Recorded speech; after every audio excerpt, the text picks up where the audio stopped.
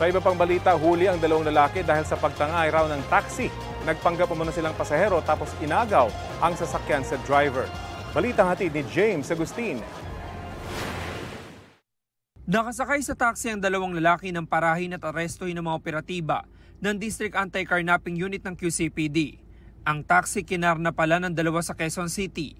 Ayon sa pulisya, nagpanggap na pasero ang mga sospek at sumakay sa loton sa Maynila. Inutusan nila yung driver na ihatid sila sa Teachers Village dito sa Quezon City.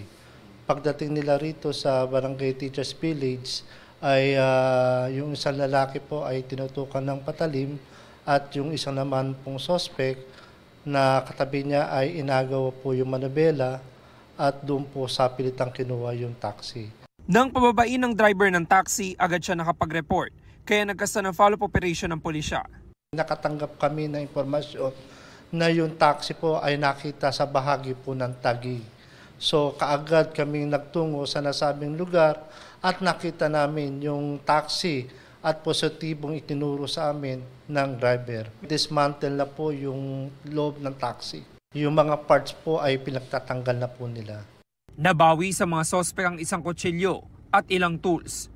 Dati nang nakulong ang mga sospek dahil sa kasong may kinalaman sa illegal na droga ayon sa pulisya. Ngayon, sinampahan naman sila ng reklamong paglabag sa New Anti-Carnapping Act. No comment po, sir. Pero may nakuhang sa kanya, kutsilyo? No comment rin po, sir. No comment ako, sir.